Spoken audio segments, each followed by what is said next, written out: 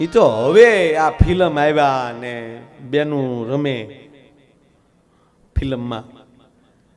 આ વડીલો છે બહુ મોટી ઉંમરના, એને પૂછજો. પેલા સ્ત્રી પાત્રો નહોતા આપણી પાસે, પુરુષને સ્ત્રી થવું પડતું હતું. ગામમાં નાટક રમતા હોય એમાં ખાસ કરીને નોરતા, ગામો ગામ નવરાત્રી રમાતી, તે ગામનો હરખો. અને જોજો તમે સ્ત્રી પાત્ર લેતા હોય ને હાલવી પછી એવી થઈ જાય. હા જોજો ગામમાં ભવાયા રમવા આવ્યા હોય એ ભવાયા છે એમાં જે રાજાનું પાત્ર લેતો હોય ને, ભલે પગમાં કપાસી હોય પણ એ દિવસે આમાં રાજાની હાલમાં ચટાક માટક હાલ્યો જતો હોય. અને બહેનોના પાત્ર લેતા એ હાથમાં થેલી લઈને સવારમાં બકલ લેવા એ નીકળે ને, એની હાલ કહી દે કે એ જ થતા હોય. જોજો પાછા પાત્ર મગજમાં તરત કાઢી નાખવું જોઈએ. આ તો અમુક ને તો આવું તો રોજ રમતા જાય ને પાત્ર મગજમાં નીકળે નહીં. બકાલું લેવા જાય ન્યાય પાત્ર આજો એ વળે બકાલું લેવા જાય ને, અરે ઓ બકાલી, રીંગણાનો ભાવ શું રાખ્યો છે ભાઈ? કે 10 કિલો. બટેટાનો 15 કિલો. ન હોય મારા પેટ ન હોય, રીંગણા કરતા બટાટાના ભાવ વધારે ન હોય, એમ કરીને થેલી પછાડીને વી આવ. બોલો.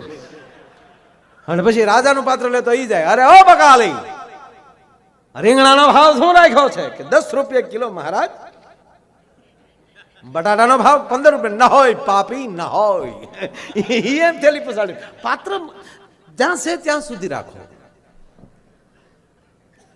અત્યારે માણસ જ બન્યા છે, આગલા જન્મમાં જે હતા એ પાત્ર ન ભજવો. કારણ કે કેટલું આ દેશમાં પશુધન હતું, નથી અત્યારે.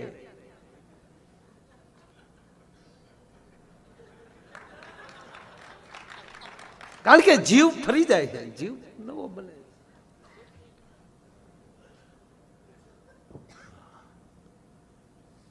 આજે નાટકો રમાતા ને એ તો મને બહુ, હું નાનો હતો ને, હું નાનો હતો એ હારું હૈયો ચડે તો એમ થાય કે આપણે હતા. કારણ કે દરેક ઉંમર પ્રમાણે તમારું કાર્ય હોય છે. તમારે આપણે લેવલ પ્રમાણે આપણે કાર્ય કર્યું હોય છે. એટલે નાટક જોવા તો હું જતો જ. એમ જો ગામમાં રમવા આવ્યા હોય એટલે આપણે વળી અગાઉ આપણી જગ્યા રોકીને બેસી ગયા હોય સોખવાળી કરીને. હા, તેથી તલવાર્યું નહીં. નાટક રમવા આવતા ને એની પાસે ભાઈ તલવાર્યું નહીં, ખપાટ લઈને તલવાર્યું બનાવ્યું હોય, ડબ્બાના આસન હોય. અરે એક જણો નાટક રમતો હતો બરોબર, અને એમાં એનો હાળો નાટક જોવા આવેલો. અને આ રાજા ધીરાજ થઈને બેઠેલો, પ્રધાનજી નેક નામદાર, સોને કી છડી રૂપિયા કી માંડ, પછી નથી આવડતું.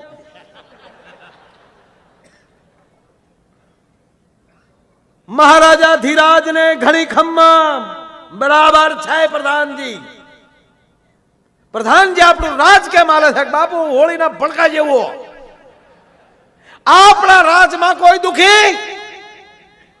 દુખી કીધું ને હાળો પાછળ બેઠેલો ન્યાલી દોડ દીધી. મહારાજ દુખી છે, એક દુખી છે. એને એમ કે પ્રજાજનો અત્યારે પ્રશ્ન લઈને આવી રહ્યા છે, પણ પ્રજામાં હાળે છે આવે એ ખબર નહોતી. એટલે આણે કીધું કોણ દુખી છે? કે આપના બા વગર સંપલે ધણહેરમાં સાણા વીણે છે. એ નાટકની ઠેકાણે ને હાળો બનાવી બે બધો બચાવ્યા. અરે ભાઈ નાટકમાં આપણે જોયા છે. અને એનું કમંડળ કરો ભાઈ. આપણો સદગુરુ સિવાય આપણી અંદરથી કુટેવની બાદ બાકીને સંસ્કારનું ભરણ એમાં બીજું કોઈ ન કરી શકે. બાકી તો ઈર્ષા, ક્રોધ આ બધું કંપની ફિટિંગ છે. હા, ઈર્ષા હારવાર આવેલી છે, જન્મીએ ન્યાલી જ હારે આવે. ક્રોધ જન્મીએ ન્યાલી હારે જ આવે. આ બધું કંપની ફિટિંગ છે. તમે 50,000 બળદ લ્યો તો બગાઉના નોખા પૈસા ન દેવા પડે. બગાઉ ભેગ્યું આ વે. આપ કહેશો કે આ કંપની ફિટિંગ? હા, 100% ઈર્ષા કંપની ફિટિંગ છે. ઘોડિયામાં ચાલુ થાય છે ઈર્ષા. દાખલા તરીકે 3 વર્ષનું બાળક થઈ જાય અને માં પછી એમ કહેવાય કે બીજા બાળકને જ્યારે જન્મ આપે ને એ બાળક 6 મહિનાનું થઈ જાય ત્યારે ઓલું 3.5 વર્ષનું થઈ ગયું હોય અને 3.5 વર્ષના ખબર પડે કે હમણાં મારી બા મારા ભાઈને ઘોડિયામાં નાખશે તો આ ઢગો એની પેલા ઘૂસી ગયો હોય. આ ઈર્ષા હીખવાડી કોને? કયો મને. અને એમાંય જો જે નાના ભાઈને ખાવા આપે એટલે ઓલો તરત કે નહીં મારે ઈ ખાવું છે. ઈર્ષા કોને શીખવાડે? મને કેમ પેલા જબલું ન પહેરાયું, તે પેલા ભાઈને કેમ પહેરાયું? આ ક્રોધ કોને દેખાડ્યો? જે માણસને આયુષ વધતી જાય એમ ક્રોધ અને ઈર્ષા વધતી જાય એનું બાદ બાકી કોણ કરે? આ દેશનો સદગુરુ કરે. બીજા કોઈની તાકાત નથી. ભલા માણસ એને શરણે જાઓ ત્યારે મેળ આવે.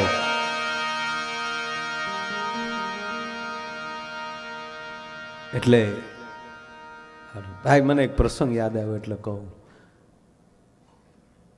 જેની અંદર ચેતન છે બધામાં પ્રેમ હોય છે. તમે તુલસીને રોજ પાણી આપો, પ્રયોગ કરવાની છૂટી છે સાહેબ. તમે કાયમી પર ડે એને તમે જળ આપી અને તમે 1 જ મહિનો કાયમી જળ આપો ને ટાઈમ ટુ ટાઈમ, અને પછી છોડની બાજુમાં ઊભા રહેજો અને છોડ જો તમારી બાજુ ન નમે સાહેબ તો હું ગાવાનું બંધ કરી દઉં. ભલામણ એમાં પ્રેમ છે. અરે યાદ આવે ત્યારે નાના હતા અને ગામને જાપે વડલે ઓળકોળામનું રમતા. જેણે જેણે રમ્યા હશે ને ખબર હશે ઓળકોળામનું શું કહેવાય. ઈ તો પણ ઝાડની સાથે જે બાળકો રમ્યા છે, હું રમ્યો છું, મને યાદ આવે ત્યારે. એમાં એવું હોય કે એ ઓળકોળામણું એટલે નીચે જે લાકડી પડી હોય એ અડી જવાનું, ત્યાં સુધી ઝાડ ઉપર જ દોડવાનું. આપણે જેવા નીચે એને અડવા આવીએ ત્યારે ઓલો આપણને અડવા માટે દોડે, ત્યારે આપણે નીચે હોય ને પાછું ડાળ ઉપર જવા હાટું પાછા ડાળને આંબા માટે કૂદીએ. એક કૂદકો મારીએ ન અંબાય, બીજો કૂદકો મારીએ ન અંબાય. ધ્યાન આપજો વાતમાં. મારે હસાવા ખૂબ છે પણ અમુક પ્રસંગ અંદરથી ઓટોમેટિક નીકળે ને હું રોકી નહીં શકું. ત્રીજો કૂદકો મારો અને ડાળ ન અંબાય ત્યારે તો થાકી ગયા હોય 3 કૂદકે, અને ચોથો કૂદકો મારીએ ત્યારે ડાળ અંબાઈ જતી હતી. અત્યારે બાપ સ્વામીજી ખબર પડે છે કે તે કૂદકો મોટો નહોતો થતો, કદાચ વડ નીચે આવી જતો હશે કે મારો દીકરો મને આંબા માટે તલખે છે. તો એક ઝાડને પ્રેમ થાય તો આપણા સદગુરુને આપણા પ્રત્યે કેમ પ્રેમ ન થાય? ભલા માણા. પણ એના માટે તલખવું પડે છે.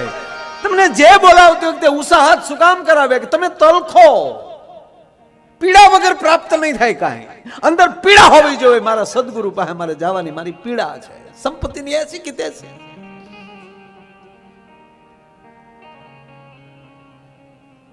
એક બાળક રોજ આવી રીતે ઝાડ આરે રમવા આવે. શ્યામભાઈ ઘટના એવી ઘટે, ઝાડને છોકરાને, એ ઝાડને છોકરા અરે પ્રેમ થઈ ગયો. અમુક વર્ષ સુધી છોકરો રમે છે. 5 વર્ષ ભાઈ વીતી જાય છે અને 5 વર્ષ પછી છોકરો દેખાતો નથી. સાહેબ ઝાડને કૂપળ્યું ફૂટવાનું બંધ થઈ ગયું. હાય હાય આ બાળક ગયો ક્યાં? છોકરો ગયો ક્યાં? અને માથેલે એમ કહેવાય કે બીજા 10 વર્ષ માથેલે ગળથોલિયા ખાઈને વયા ગયા. 10 વર્ષ પછી છોકરો દેખાણો અને બાળક જાય ઝાડ નીચે. સ્વામીજી આવે છે ત્યારે ઝાડને કવિ વાસા આપે છે. આ દેશના કવિઓએ પહાડોને બોલાવ્યા છે. આ દેશના કવિઓએ નદીઓ સાથે વાતો કરી છે. અરે સાહેબ આ દેશના કવિઓએ પાળિયાઓ સાથે વાતો કરી છે. પાળિયાઓને પણ બોલાવ્યા છે. હે હમણાં મેં રસ્તે આવતા એક જણો છૂટાય છે, મોટરસાયકલ હાંકતો હતો. દીગુભા હતા.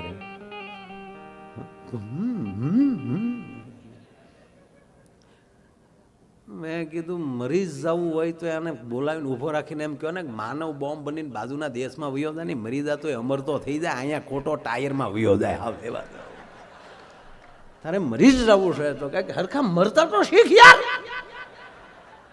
નહીં આ દેશનો સંત મરતા પણ શીખવાડે સાહેબ. આ દેશનો સંત તમને મરતા, આપણને મરતા શીખવાડે. મર તો આવી રીતે મર. કડકડતી નોટ એમણામ બંધ થઈ જામાં.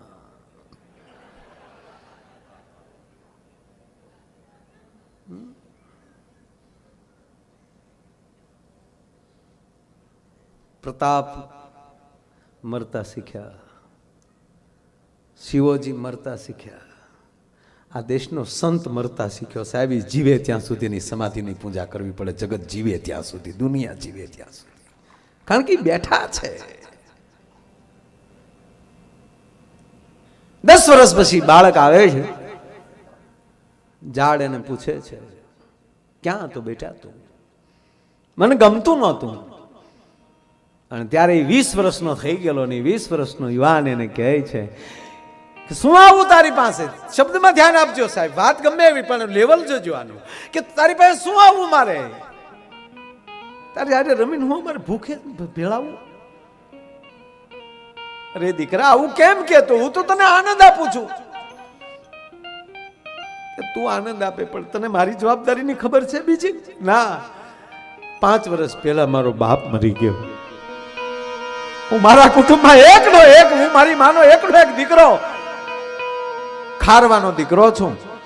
મારો બાપ વાણ લઈને ગયેલો, વાણ દરિયામાં બુડી ગયું. આજીવિકામાં અમારી પાસે વાણ હતું એ ગયું. મારો બાપ કમાઈને લાવતો થયો, મારો બાપ ગયો.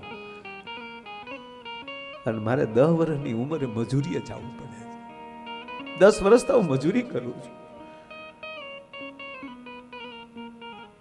મારી માનું માઇન્ડ પેટ ભરાય, એમાં તારી પાસે રમવા કેમ આવું? અને જેને પ્રેમ કર્યો છે ને તમને રોવા નહીં દે સાહેબ. તમારો સદગુરુને તમે પ્રેમ કરો, તમારો સદગુરુ તમારી આંખમાં આહુડું નહીં પડવા દે. તમે ભગવાન સાથે પ્રેમ કરો, તમારો ભગવાન તમારી આંખમાં આહુડું નહીં પડવા દે. દ્રૌપદીની આંખમાં આહુડું હોઠે નહોતું પગ્યું, તા આવીને ઉભો રહી ગયો. કારણ કે આહુડાનો લીટો એ ભગવાનને આવવા માટેનો રનવે બની જાય છે. ક્યાં કેડે આવે છે? તો કેનો કેડો આંખથી અહીંયા લીટો પડે છે ત્યાં સુધી એનો વે છે. ઝાડ એમ કહે છે, રડીમાં બેટા તારી આજીવિકા બની જાય તો તું રાજી થા ને? હા, ખારવાનો દીકરો છો, તારે શું જોવે? કે મારો વાણ હોય ને તો મારી આજીવિકા હાલે. પણ હું નાનો માણસ, ગરીબ માણસ, મારે વાણ ક્યાં? ત્યારે આ કહે છે ઝાડ કે દીકરા પ્રેમમાં કપાવવું પડે. અને તારી પાસે પૈસા નથી તો એક કામ કરી લે, કુહાડો મને થડમાલી કાપી નાખ, મને વેરાવી નાખ, મારા પાટિયા બનાવી નાખ, મારા પાટિયાનું વાણ બનાવી નાખ. અને તારી પાસે મજૂરી દેવાના પૈસા ન હોય તો મારું બાકીનું લાકડું જેટલું વધે ને એ ઓલા કારીગરને આપી દેજે, મજૂરીમાં વાળી નાખે. લે હાથમાં કુવાડો. અને આ માણસે કુવાડો લીધો, ઝાડને કાપ્યું, સાહેબ કારીગરને આપે છે, એના પાટિયા વેરાણા, એનું વાણ બન્યું. અને સાહેબ વાણની ખેપ મારવા માટે ખારવાનો દીકરો નીકળી ગયો. 1 વર્ષ 2 વર્ષ થયા અને બીજા વર્ષે દીગુબા ઘટના એવી ઘટે કે ન્યાલી એક કવિ નીકળે છે, એક ચારણ નીકળે છે. અને જે જગ્યાએ ઝાડ કપાઈ ગયું હતું ત્યાં કોણી કૂપડ્યું, એમ કહેવાય કે 2 હાથ વાહવા વહી ગયેલી. એ 2 વાંભવા એ કૂપડ્યું બહાર નીકળી ગયેલી થળિયાની પડખેલી. અને થળી આ ઝાડને કાપેલું જોયું. અને ત્યારે કૂપડ્યું ને કવિ પ્રશ્ન કરે છે કે અહીંથી હું નીકળતો તો તારે છાંયે હું બેસતો, અને ક્યારેક ક્યારેક એવી મને લહેર આવતી, તું એવી ટાઈટક દેતો અને અંદરથી મને કૂપડ્યું ફૂટતી, તો અહીં બેઠો બેઠો હું પ્રકૃતિની કવિતાઓ લખતો હતો. હે ઝાડ, હે વૃક્ષ, તારી હાલત આ કોણે કરી? કોણે તને કાપ્યો? કૂપડ્યું શું જવાબ આપ્યો સાહેબ? કવિ, તને કોઈ સાથે પ્રેમ થયો છે? કેમ? કે આ પ્રેમનું પ્રતીક છે, કપાવવું જ પડે. હવે બધાયની કવિતા તું લખે છો, હે કવિ હવે લખ મારી કવિતા, હું તને મારી આત્મકથા કહું છું. કે બાળક સાથે મને પ્રેમ થયો ને જે ઘટના ઘટી વાત કરી, અને હું સામેથી કપાણો છું, મને કોઈ કાપ્યો નથી. પણ એ બાળકના આહુડા હું ન જોઈ શક્યો એટલે હું એને સામેલી કપાણો છું. અને મારા પાટિયાનું વાણ બનાવી અને ખારવાને મેં આપી દીધો છે. શેલો જવાબ મારી નાખે એવો છે. ત્યારે કવિ કહે છે, હામેલી કપાણો છો તો હવે રોવા શું બેઠો છો? અને ત્યારે ઝાડે જવાબ આપ્યો, રડું છું એ માટે કે 2 વર્ષથી ગયો છે પાછો નથી આવ્યો, તો મને એમ થાય કે છોકરાને મારા પાટી આવે દગો તો નહીં દીધો હોય ને, એને દરિયામાં બોળી તો નહીં દીધો હોય ને. હે ઈ માથે ઓઢિયો ઢળીને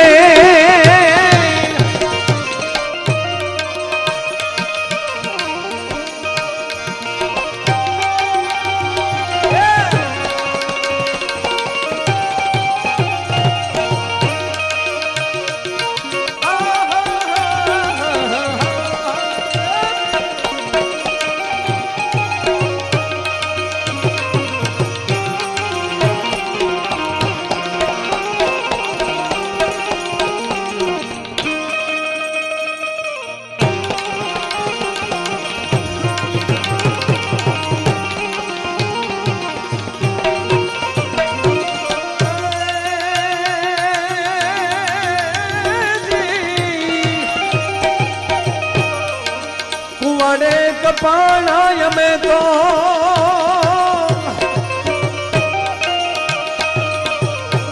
એ અગ્નિમાં હોમાણા રે, કુવાડે કપાણા અમે તો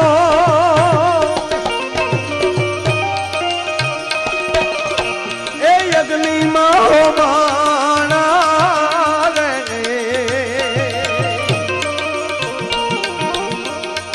એ જીયા મે રાખું રે એ બનીને પછી ઓનવાણા રે, છોડનારા કોઈ નો મળ્યા રે રેગતી, અરે છોડનારા કોઈ નો મળ્યા રે રેગતી.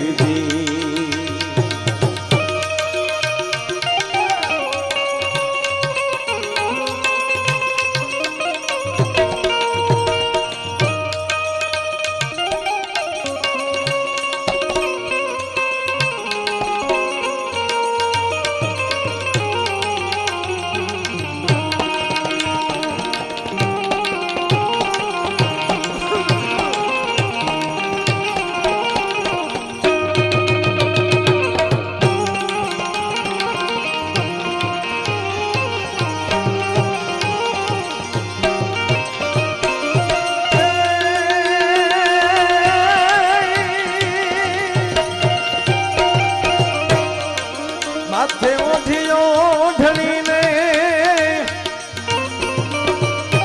એ પગે માં જદુગરા રે, માથે ઓઢિયો ઢળીને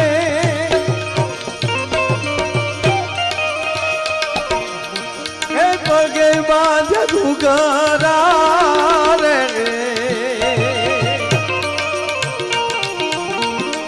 એ દિયા મે નારી એ બનીને રાત ભર રમ્યા રે, જોનારા કોઈ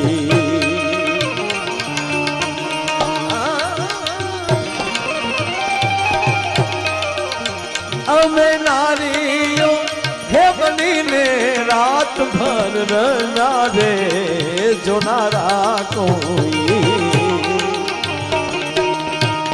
નો મળ્યા રે રેગતી, અરે રે જોનારા કોઈ નો મળ્યા રે. કુવાડે કપાણા અમે અગ્નિમાં હોમાણા, પછી રાખું રે બની ઓલવાણા, ચોળનારા કોઈ ના મળ્યા.